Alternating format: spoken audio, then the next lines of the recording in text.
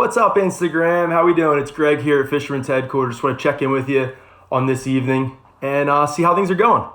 So first things first, wanted to say hello, and I wanted to talk about a fishing reel that I've been playing around with for some time now. It is the Penn Clash II. So basically, for anybody who doesn't know, Fisherman's headquarters is a Penn warranty center. We see lots of reels, lots of problems, and we kind of just repair stuff and fix broken things and help people kind of get things back going. So because of that, I see some issues, with reels and kind of give some feedback to Penn. And over the years, with that kind of relationship, that back and forth, Penn has put me on their field test program. I'd say it's been probably about 5 years now, maybe 6 years.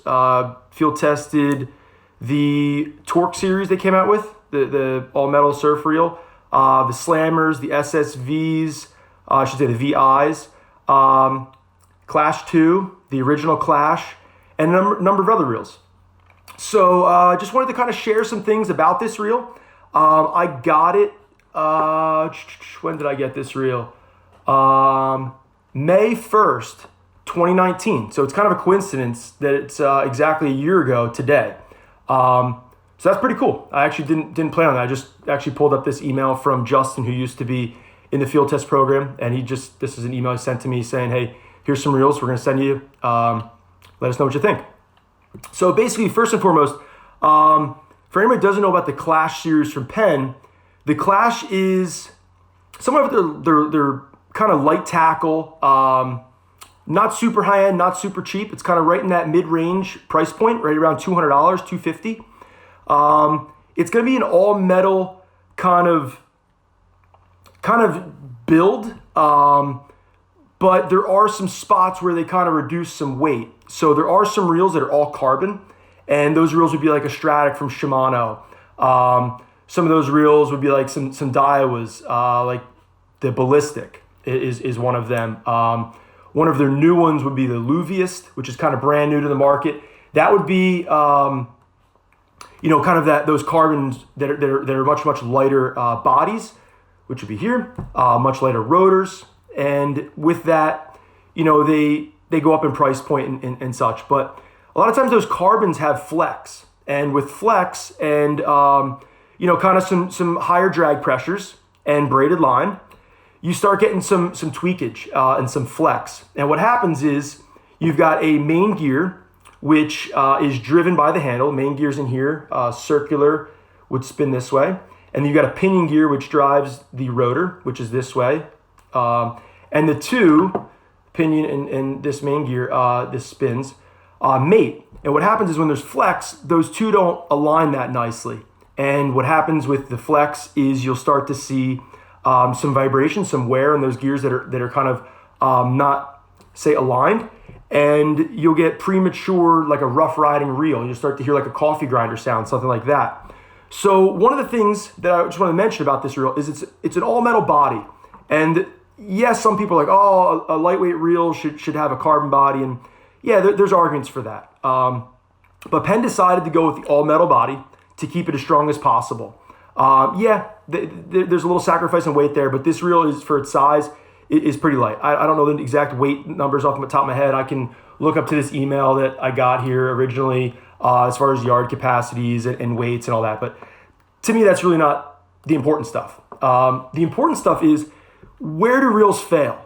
And maybe some people are on here, I haven't looked at the comments yet, but maybe some people are on here might say, hey, I've had a spinning reel and I've had a reel fail and this was my problem.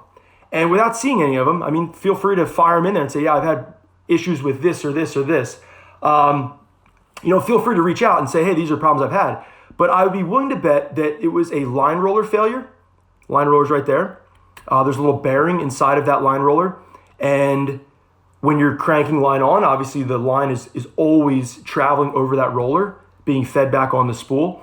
The line's wet, and in salt water, that salt kind of gets caked up in there. There's a little seam. I'm not really sure how good you can see that. There's a little seam in there, and that bearing gets wet, and then over time gets kind of crusty, gets rusted. Eventually that bearing fails. That's a very, very common issue. Now that's a common issue on a $20 reel. That's a common issue on a $1,000 spinning reel. Line rollers, definitely a very, very important little part of a reel that you should keep track of.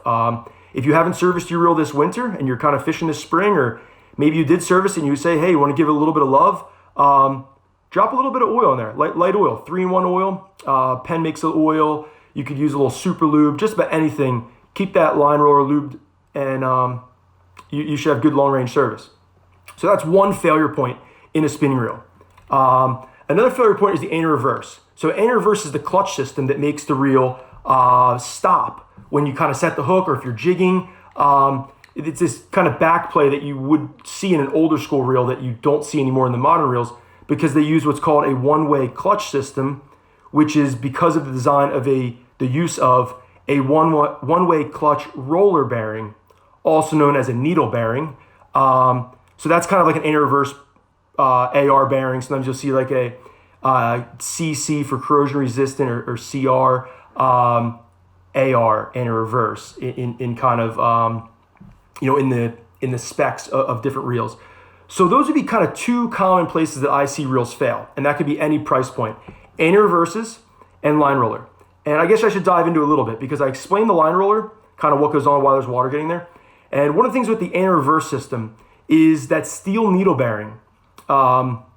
It's basically a bearing with these needles inside of it, and there's a shaft that runs through it, and that shaft is actually your pinion. And what happens is the roller bearing allows the turn or the spin of that part in one direction, but stops it in the other direction. So it gives you the ability to turn, but when you want to set the hook, when you want to retrieve line and then stop and jig, it stops that rotor from coming backwards. The only other system there is in spinning reels would be a dog and ratchet system, which is very, very old school. If you're familiar with the old BG series from Daiwa, if you're familiar with, say, the old Z series, even the old Slammer SS series, those you'll have like a slap back, a slap, slap, slap, slap, as you retrieve and kind of give it one of these. If you see here, this is a infinite anti-reverse. There's no section where there's back play to slap back. That's very common on modern reels. It's nothing special about this one. So first and foremost, I just wanted to kind of poke into a couple spots here of reels and say, where do reels fail? What problems will you see? I mean, you buy a reel today, you're not buying it expecting it to fail, but the realization is reels break, right? I mean, everything in life you buy, it eventually breaks if it's not maintained. And even if it is maintained, sometimes there's a useful life and things fail. So that needle bearing, going back to that, which is steel, salt, steel, no good. You get some rust in there. So yes, there's arguments, why don't people use, or why don't reel companies use a different style bearing, a different type of bearing. And Quantum for some time used some magnetic anti-reverses. They also used some magnetic bails on their Boca series that was out, and also the Cabo series, which was out a few years back. It was a very, very popular reel. It was one of the best sellers for a long time. It was a great reel, definitely a really, really good reel. The magnetic systems, to me, they worked great when they were new. Once you got some salt and some gunk in there, those magnets kind of weren't really standing up to what they kind of claimed to do. You still had some anti-reverse failures. You still had bail failures. So I don't know of any other reels that kind of jumped on that bandwagon. And as Matt just mentioned, he's had a couple Cabos fail. So that was really the Cabo and the Bocas, and that's from Quantum. That was really their name to the game when they first started releasing those reels, is that they're using these magnetic systems to jump ahead in technology and get away from some of these other failures, which would be the dog and ratchet, and also the one-way clutch steel needle bearing in a reverse system. And the magnet just didn't do it. So it's still to this day, the dog and ratchet is found in reels. What you'll find is some reels actually use both systems. Sometimes you'll hear of a dual anti-reverse system or a triple anti-reverse system. Triples most of the time would be in bigger game lever drag reels. You'll see the use of 2 or 3 dogs. I believe a Vet, Accurate, I know Penn in the new internationals, they use 2. Even the old ones, they use 2. And when I'm doing this weird little thing, there's 2 ratchets and dogs. So when it goes around, it grabs in 2 points to distribute that load evenly. If you're going to add a third, it's almost like a peace sign. You'd have 2 here and then 1 on the top in this circular gear that would grab to give in reverse. So what it is if one fails, there's another backup. But that being said, most reels, modern reels today, talk about from Penn, the battles, the fierces, the clashes, the Clash II, even the slammers, the SSVIs. All of those reels use a steel needle bearing. You want to jump into, say, Daiwa. You've got the BG, the ballistic. I mean, there's so many reels, but the Saltist, all those reels also use a steel needle bearing. With that said, Daiwa uses mag seal to seal off that bearing and to protect that bearing, that one-way clutch bearing, and to prevent failure or water intrusion to the steel needle bearing, which steel, water, salt, corrosion, rust, failure. So just to kind of give you a little lay of the land and some reels and what they're doing, I wanted to kind of describe that. Hopefully I didn't go too far off topic of this reel. Just wanted to kind of describe what companies are doing, what's failing, and kind of what you should expect if you buy a reel and say, why should I spend $100? Why should I spend $200? Or why should I spend $300, $400, $500? And every system is kind of a different price point depending on the manufacturer and kind of what they feel that it should be priced at. So why don't I jump back to this reel and describe a couple things. The Clash is a super nice reel in the $200 to $250 price point. Personally, I don't think you're going to find a better reel at that $200 to $250 price point in the smaller light tackle game. I think that Daiwa, when they came out with the Back Bay series, was kind of in that same direction, kind of going at that same, kind of place. That would be one of my other reels that I would suggest that would be kind of stand up against this. I personally feel this reel is much better than the Stratic. Just my opinion. I'm not the biggest Shimano fan. I've had any reverse failures. I have gear failures, and that's what pushed me away from Shimano. Shimano's a great company. I love the Stellas. I love the Trinidads, the Talicas. Also, you got to keep maintenance up on them because they do have bearing issues as well. All reels are going to have bearing issues if you don't take care of them. But personally, in the more affordable line classes, the Penn, in my opinion, makes a better durable reel in that $100 to $200 price point. Max works the shop. He reached out and said, oh my God, he's a huge Shimano fan. I'm all about people that love Shimano. That's cool. Personally, I'm not. I just had bad news with him. And my personal opinion, my personal experiences kind of sway me in a different direction. Max would probably totally disagree and would sway him in a different direction. He fishes, Stratics and Saragosas, and that's cool. Matt, again, reached out, dude, thank you. I'm stoked that you're interacting here. He was pushed away from Shimano due to bad parts availability. That's another thing that Penn really has going for him, is they like to offer that service so when you have an issue, you can fix it. So let me dive into this reel here. So the Clash series has always had the Penn HT100 drag. That's a carbon drag, nothing special. The older reels had carbon fiber drags. HT100 stands for heat temperature 100. It's basically the rating of the drag material they use, which is carbon. What's up, Kevin? Thanks for the thumbs up, dude. Stoked you're jumping on. The HT100 drag washer is a phenomenal drag. They use it in the Penn International Series for tuna and sharks and marlin. It's used in a bunch of different spinning reels. It's stood the test of time for many years. Carbon drag washer is probably the best in terms of long range service, heat kind of resistance, durability, and even they're very good when they're wet. Another drag material that would be good is ceramic. Not a lot of people use it anymore. That was something that Quantum also did with ceramic drag washers.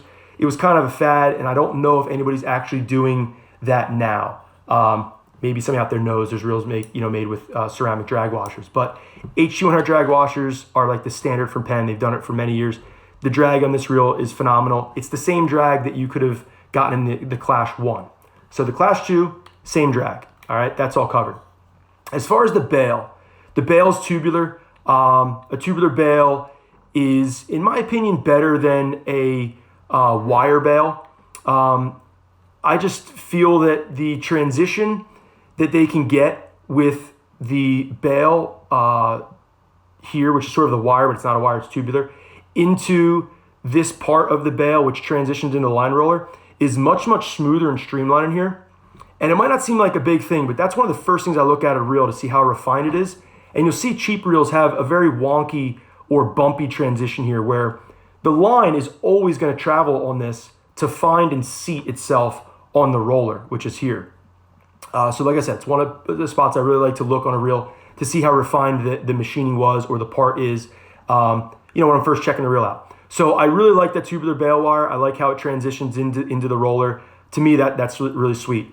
One of the advantages that the Clash II has is a seal here. I believe it's called Hydrophobic, and that's what Max just put on there with the eyeballs. They use a hydrophobic bearing. I mean, they want to use fancy words, that's cool. It's basically a sealed bearing. There's a seal in here, and it's protecting that salt water from intruding. It's protecting that bearing from saltwater intrusion. That spot's always getting wet. That's where it needs to be.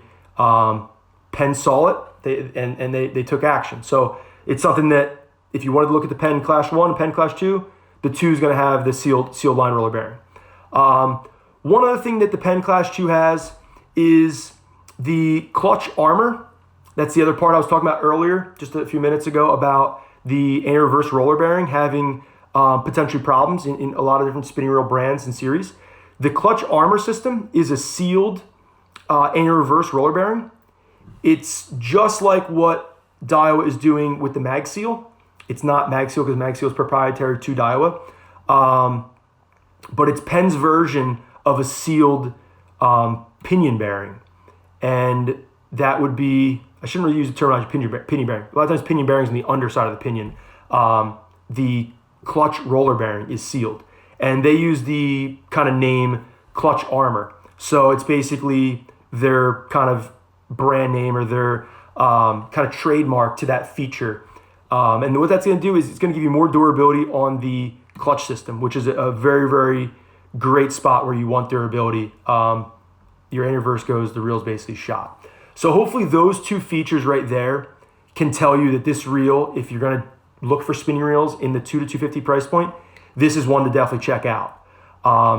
There's a couple other things there that also might kind of get under the radar of most, but what they did is they slowed the oscillation. So if you know what oscillation is when the spool travels up and down, how much it throws from top to bottom. So as I spin this, the reel, the rotor turns, and what happens is the oscillation system, which is made up of the oscillating gear, the crosswind block, push the shaft up and push the shaft down, which the spool rides on, and that's what travels up and down to give line lay. If you take a look at this spool, I didn't just spool this. You can see it's kind of low. It's almost perfect. Hopefully you can see that. I don't know if I should pull it back a little bit, but to me, it's almost flawless. This is the 3000 size, I believe. Yeah, 3000 size. I got 20-pound Cortland Master Braid on here. I've been fishing this since last May when I got it. First spooling, I've never changed the line. And you can see it is perfect. So what they've done is with the oscillation system, they have slowed how fast that spool travels top to bottom.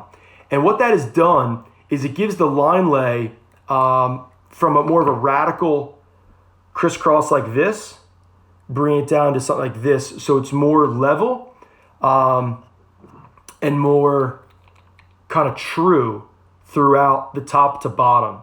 And if you notice, even all the way up on the spool lip, on the top of the spool and on the bottom of the spool, there's no like random drop off. And sometimes you'll see that on a spool. The oscillation system is kind of at a wonk or whatever it is. Sometimes you need to shim underneath the spool. Certain reels need to be shimmed up a little bit to kind of level that line out. This is straight out of the box, perfect line lay for me, for my rod. I use a Lamiglas Black Series.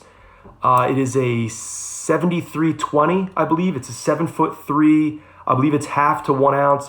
It's an awesome reel. The Black Series from Lamy's top notch, top quality for the price, unbeatable. And this is kind of a reel I put on there, and I've fished for the last year, and a number of my customers have fished. I've got 2 of these outfits, two 3000s, 2 of those 7320s, and this is what I fish a lot of bucktails on. I catch albies on them, catch a lot of striped bass, and I've actually caught some pretty big bluefish on here. I'm not sure who's on here that might have chartered me, but there might be some guys on here that have actually fished this reel and used it. If you have, give me a thumbs up, cool. If you haven't, no sweat. But one of the things like this really stands apart from its predecessors in the Penn series is that slow oscillation. And I don't want to kind of represent that as a long cast spool. It's not a long cast spool. It's a standard spool. It's just they used that idea from the long cast, which is a slow oscillation, into this series to better that line lay. Now, what does that actually do for you? Okay, so when a cast takes place, a lot of the energy, a lot of the cast is dependent on the rod and the lure. That's all good and happy. But what happens is when you have a reel with a radical line lay like this, you'll get more resistance when that line is deeper down the spool. Because what happens is you're getting more void in the actual base of line. If your line's stacked up like cordwood, very, very nice and neat like it is here, you get a much better packing of line. And when it casts, it comes off in a much more organized fashion. If you get it more radical like this, it's almost like stacking cordwood up all gnarly. And then what you have is a bunch of voids. And 1, you don't get as nice of a base or foundation of line lay. And 2, I believe, you can debate, argue, or whatever you want to do, I believe you get more resistance on this lip of the spool when it's coming off. So I feel this slow oscillation helps with wind knots. I can't tell you one scenario or one story that I can remember having this reel in the past year and having wind knot. I grab this reel, I hand it to a customer. Sometimes the person doesn't know how to cast. Sometimes they're veteran anglers. I see all walks of life. And I just kind of say, flip that bail open and flip it out there. Once it hits the water, flip the bail and start cranking. And most of the time that plug's swimming or that bucktail's kind of cruising in the current and customers catch fish. I can't remember one time it's had a wind knot. I'm not saying it's wind knot proof. There's lots of other things to get into wind knots, which I think is maybe for another talk. But this reel is definitely, I have confidence in it, handing it to anybody and say, here, flip the bail, cast, game on. A couple other features I really like about this reel, other than those 3 very important things, is obviously it's super sleek, it's super stealthy. I'm a big fan of the colorway. It's kind of like that blacked out, kind of midnight kind of look to it. It, to me, looks really sexy. It has a nice handle. You can kind of see I got some salt caked up in there. I get these reels and I don't take care of them. I'm not trying to have like longevity out of it. I'm trying to break these things. A lot of times I actually get a brand new reel. I'll put it in the salt water when I first jump my boat and get it wet, and I won't wash the thing for weeks on end. Specifically to say, hey, Penn, my thing corroded out in a month, because some customers get their stuff and they drop them in the water. They put it in the gunnel rather than in another spot in the boat when they're running, and it's getting wet all the time. So my idea is, why not, if I'm field testing it, why not try to trash it? If it's a surf reel, it's getting salt, it's getting sand on its first day out. So you'll see this reel's got some kind of areas here, being a year old, kind of caked up in there. I'm sure if I take the spool off, there's some caked up stuff here and there. But one thing I really, really like about the reel is its drag range. I know I mentioned the drag before, but I really like how much range it has and fine tunability. And a lot of reels from Penn have that, but there are some reels in the marketplace that don't have that fine tunability. I hate a reel that's very radical, where I want to give it a click or two and have just a little bit more or a little bit less drag tension. So to me, it's very, very fine tunable to, a very, almost perfect for what I want. And that to me is very important if you're fluke fishing, sometimes if you're weak fishing, and also fishing for false albacore. I think you want a drag that's smooth and also fine tunable. You definitely don't want a herky-jerky drag or a drag that takes a lot of power at the get-go to get turning, and then all of a sudden it becomes loose or smooth. One One of the reasons for that smooth drag is, like I mentioned, the HT100 drag washers, but it's also this bearing here. And you'll see that it's actually a pretty large bearing. Not sure if you can see that clearly, but a lot of reels have that bearing. Not all do, but most do. And if you take a look here, I didn't see it in the descriptions that Penn put out. This was a year ago, but also now that it's hitting the market, and now that I'm allowed to share information about this reel. If you look, it's actually blue. I don't know if you could tell that little shade. 90% of the time I see a blue shielded bearing, it's sealed. So I believe that's a sealed bearing, and that's great because if you think about it, yeah, this spool is over top of it, kind of giving it some splash protection, but nothing's stopping water, salt, sand from kind of getting up underneath that spool when it's sitting down and getting that bearing wet. And then if you don't see it, it's kind of out of sight, out of mind. It corrodes up and kind of gunks up and goes bunk on you, and you wonder why you have a herky-jerky drag, or why your first cast one session, let's say you go out for a month fishing it hard, you take off a month, and then you go back out in your first session, first fish, boop, it pops. Well, guess what? The bearing locked up, it got corroded, it sat around for a month, it froze up, it's rusted. First fish, you didn't check your drag, and pop, your line broke. You kind of see here, it's a classic drag from Penn, super easy to fix, super easy to replace if you ever wanted to clean it, replace it. Just has a retaining ring. You can pull out that whole drag stack, drop a new stack in there, or even take that stack out, clean them up, put them back in. You'll also see on that drag cap, has a seal, keeps some of the gunk and grime, some water out. It's really not that important, but I think I might want to share it. A lot of people have issues putting their spools back on reels. So if you take a look, that's keyed. See how it's got like a square? And you see how this has a flat section to it? I'm not sure if you can see it, but it's got a flat section. I'm trying to turn it in the light here so you kind of tell, but there's a flat section. So sometimes customers buy a drag knob, right? This is a drag knob, part number 52, which we sell tons of. And they'll buy it and they'll say, hey man, you sent me the wrong drag knob, it doesn't work.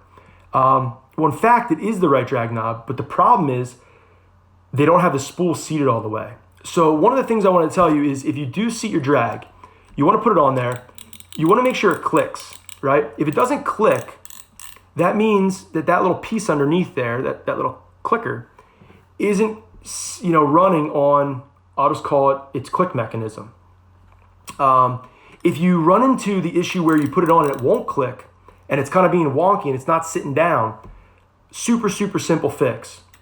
Take a look at the spool, take a look at the stack, and if you notice that they're not all aligned and keyed right, you got to arrange them correctly. And the way to do that is you grab your shaft, that's this, on your reel, and you plop it in there, and you kind of do a little jingle. And as it enters in, it aligns all of those because you're kind of turning it through them, and now they're all aligned. You turn it around this way, and voila. Every time it drops right on.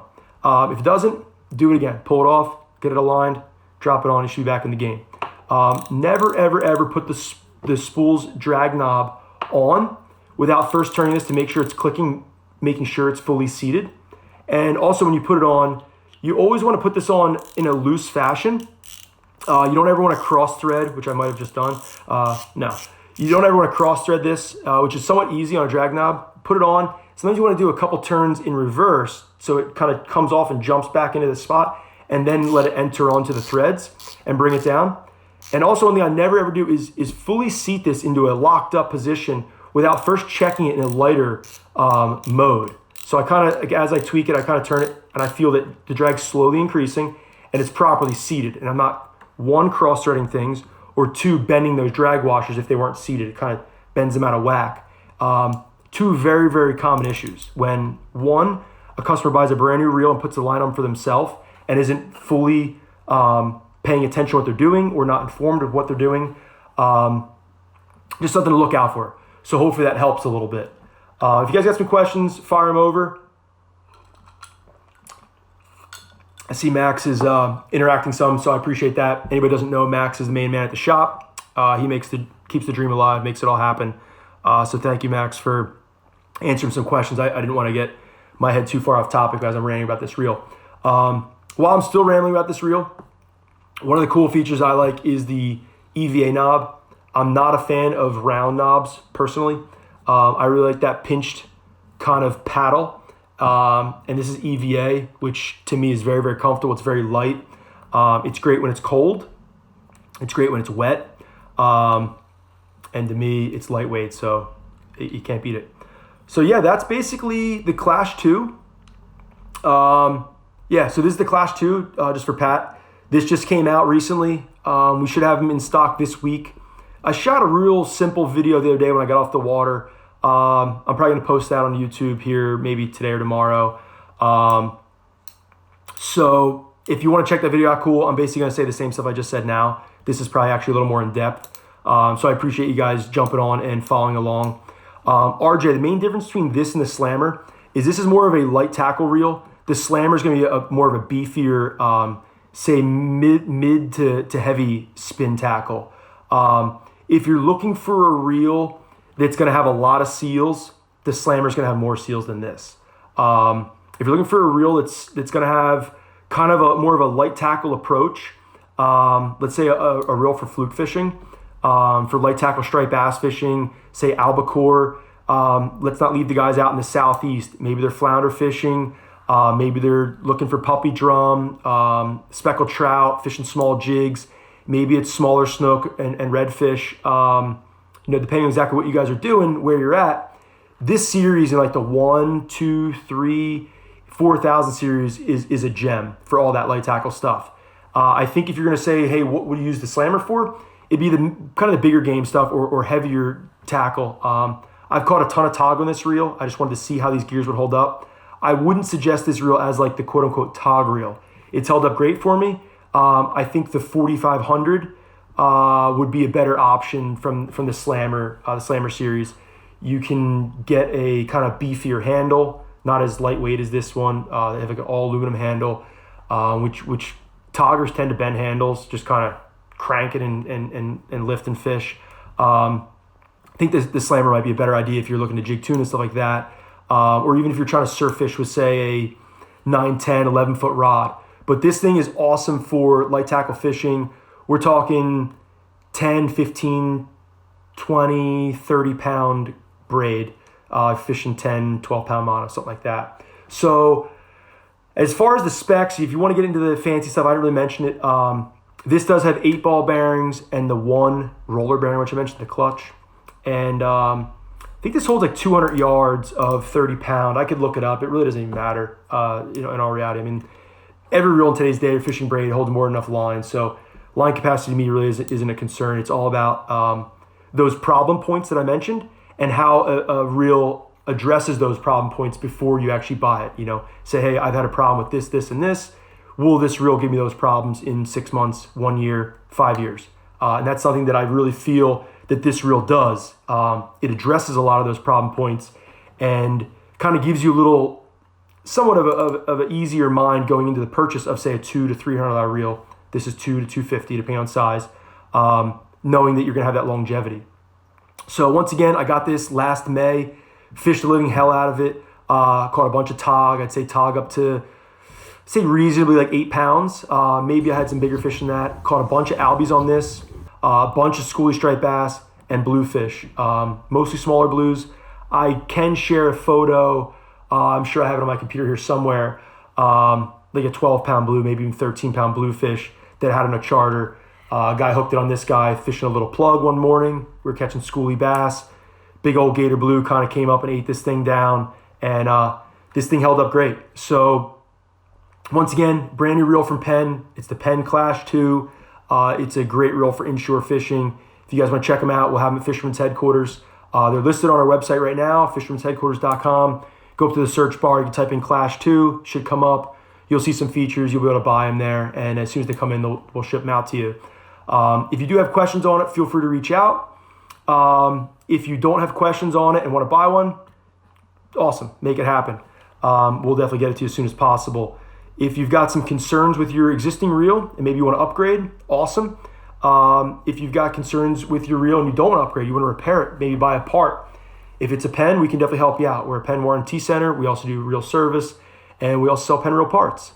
So hopefully we can help you out. Once again, it's Greg at Fisherman's headquarters.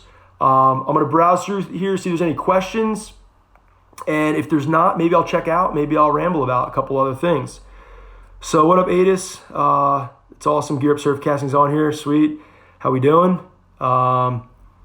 Shear says 25 Parker for the win. Yeah, trying to do a little upgrade as we speak here. So cool. It looks like most of these questions were answered. Allison, the size on this is the 3000. This is the Clash II, the new Penn Clash series, size 3000. One thing I didn't mention is there's two sizes in this series that are available in a high speed. You'll see there's a red accent. This one doesn't have it. This is the sleek kind of standard reel that's going to be black and gunmetal. If you see the reels that have the red accents, those are the high speed reels. The exact gear ratio, I don't know. I can look it up for you if you really want to know. It would be the 3000 HS has a 7-to-1 gear ratio, where this one has a 6.2. To me, not that big of a deal, but if you want the red reel, awesome. Got some little red accents up here on the spool. It's a cool looking reel. This one did just fine for me. And also the 4000 HS. That's also the 7-to-1. The biggest size they make this in is a 5000. The smallest size they make it in is a 1000. Once again, is the 3000. So hopefully a couple of those points I talked about kind of helped you with some issues that you commonly see with reels. If you didn't catch that part, maybe you want to check it out, do a little rewind, maybe watch it again. I'll try my best to get this video onto YouTube for archival purposes so you can look at it in the future. Definitely had a little trouble with that. Sometimes Instagram is good to me, sometimes it's not. So hopefully the feed, the audio, and the video is good. Last time it wasn't quite so good, so sorry about that. A couple things I want to touch base on. TOG is closed. TOG closed at the end of April. Today's May, so hopefully those April showers bring May flowers and we start seeing some fish popping up. With TOG being closed, we get a common kind of set of emails that say, what in the hell can I fish for now if I'm a land-based angler? The stripers really haven't showed up in good numbers yet. I mean, there's still a good amount of schoolies in the bay. Really not much off the beach. Checked in with a few friends that fish the beach regularly, and they're still struggling, putting some time in. There was one really nice fish that we know that was caught. Guy stops in the shop all the time. I'm terrible at names. He works at Sonny's Recycling Center. He got a nice fish the other day off the beach, which was cool. Other than that, the only other report I had was from Chris Messina, which I reported way back when. If you guys want to check out the fishing report, fishinglbi.com. I try to keep that up to date as possible. That is the Fisherman's headquarters fishing report kind of location. If you wanted to call and ask for fish report, that's cool. Do me a favor, first check out Fishing LBI. You'll have names, general locations, sort of some timelines of dates, when this all went down. Try to put as much information there as possible. Try to give you that information so you can kind of see a trend, kind of see how a season's progressing, kind of see how certain areas are progressing, how certain species are arriving or leaving. And I'll let you guys kind of take that information and do what you wish. Maybe you want to kind of chase that report and kind of fish that same town that I reported, because I stay away from the exact spot burns. Or maybe you want to take that and take it to the next level and use that information to say, hey, how can I use that information to help me tomorrow or help me next week? I noticed 2 weeks ago there was nothing going on here. I went a couple times. It was terrible. Well, he just reported there's a couple fish there. Maybe I should check it out, but maybe I should also look over here. These fish might be starting to stage up in a new area. So hopefully that helps you out. There's also a number of other captains on there that provide some really, really good information. There'll be a Fluke blog post coming up really soon. The 5 W's to early season fluke fishing. The who, what, when, where, why, how. That's from Kevin Schmid from Old Barty Charters. Awesome guy. He runs a light tackle charter out of Barnegat Light. And he wrote this blog for us that we're going to send live here soon. If you're kind of fed up with the quarantine and you want to do some reading, I just actually posted a blog yesterday. It kind of took me a while to write, something that was on my plate, and then I kind of put it on the back burner, sort of things that popped up, which was something about the 6 things to do while stuck at home or something like that, like 6 awesome stay-at-home projects. So hopefully you guys cleaned up your stuff. If you didn't, and you're looking to kind of get into some fishing tackle, time burning, if you're not ready to fish yet, if your boat's not in, or if you're saying, hey, I'm waiting for the run to show up, don't wait too long, because there's plenty of fish here, and there's some really good fishing going on in certain areas in the state. Raritan Bay would be one of them, but there's also a lot of fish locally in certain areas. Check out that fish report and definitely point you in the right direction. But yeah, if you want to read that blog, it's up live. It'll talk about tying some rigs. And based on that, I've already got emails about guys asking, hey, what kind of rigs do you tie? How do you fluke fish? So that's already one idea we have penciled in for a future Instagram Live. And another thing was about replacing rusty hooks. Now's the time. You don't want to be playing around with rusty hooks this month in May. Some of the bigger breeders come around, the big cows. And if you're going to lose that one fish or those two fish or those two bites, it could ruin your spring. So I would strongly suggest getting your stuff in order now if you haven't. To me, May 15th to June 1st is always that prime time season when we really see the biggest fish here on LBI. We see them in the bay, we see them in the inlet, we see them along the surf. I know there's some guys that are already out there trolling, looking for some fish along the beaches here of LBI and on Beach State Park. I've not heard any positive reports. I can tell you our bunker boat does some gill netting of dogfish, and he actually just caught some big gator blues recently. He was a little further off, wasn't like on the beach, so I don't want to sound like big gator blues at the beach. I'm not blowing that whistle just yet. But there were gator blues landed at the commercial dock in Barnegat Light 2 days ago. So if you want to start looking for them, I would say now's the time. Great news, tomorrow, May 2nd, Barnegat Light State Park, the Lighthouse parking lot will be open.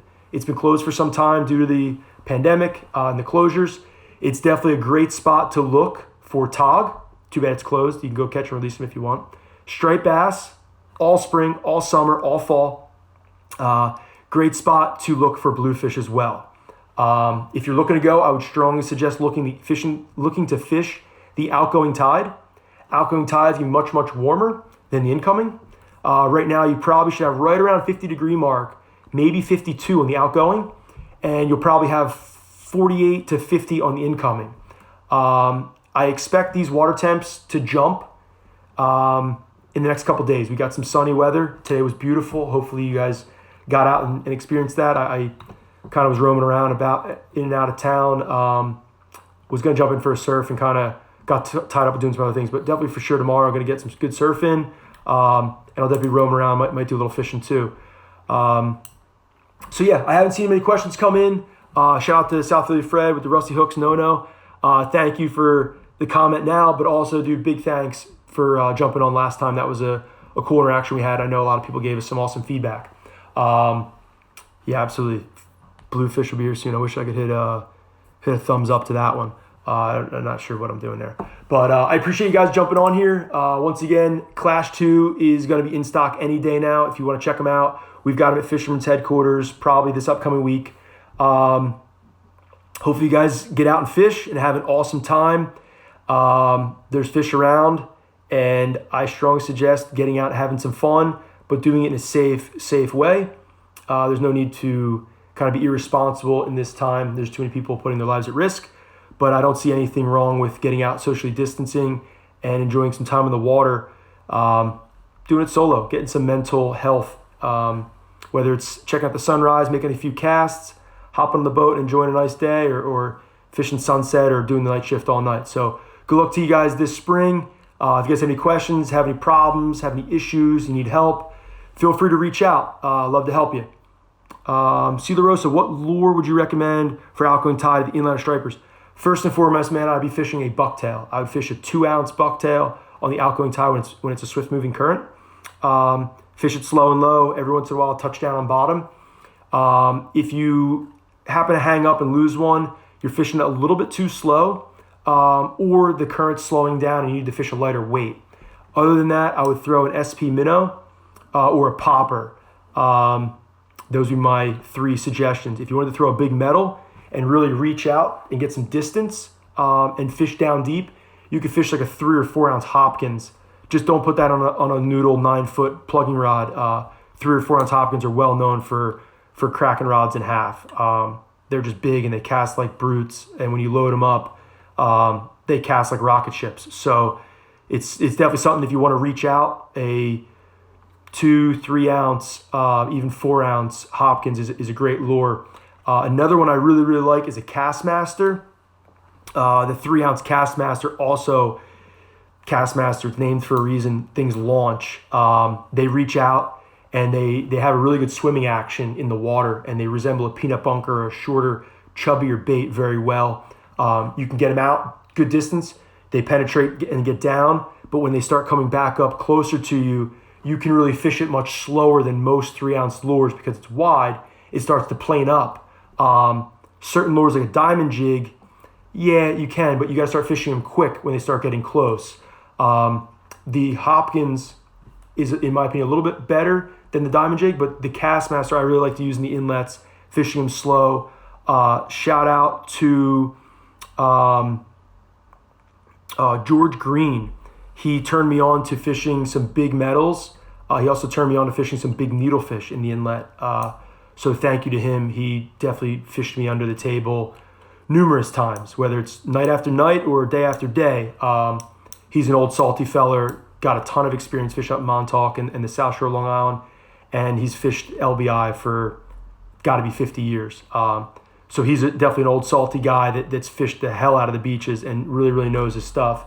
And he turned me on to the Castmaster, the 3-ounce in particular, with a single bucktail hook. Sometimes I'll put a jig strip on there. Used to fish Uncle Josh pork round on there if you want to give a little bigger presentation. But if you don't want to, you don't have to fish it. You can fish it straight up just as it is. So hopefully that helps a little bit. And that question was to C. La Rosa. So stoked that you're interacting, man. I saw you on a couple other videos. You sent some messages. So thank you for that. I appreciate the questions. Stoked. Rob says he's hitting the surf with some plugs this week. Best of luck to you, brother. Shout out to Steve George, Night Strikes. Thanks, buddy, for writing that blog for us. Anyone wants to check out a blog about the transition of spring, Steve George, Night Strikes, surf casting, wrote an awesome article for us. You can find it on fishinglbi.com about the transition from kind of winter to summer, that springtime transition of how things take place from the real small lures and small fish to the bigger baits and bigger fish, and how the fish show up and how kind of things progress in springtime.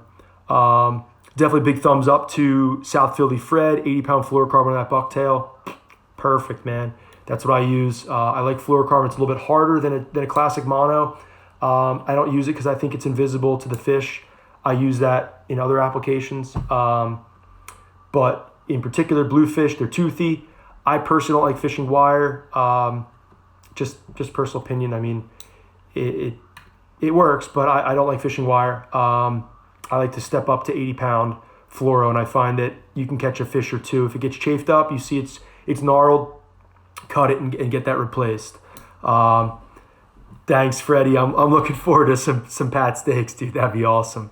So I don't see many questions coming in. I don't want to kind of ramble and just go on and on, but I appreciate you guys checking out the Clash II.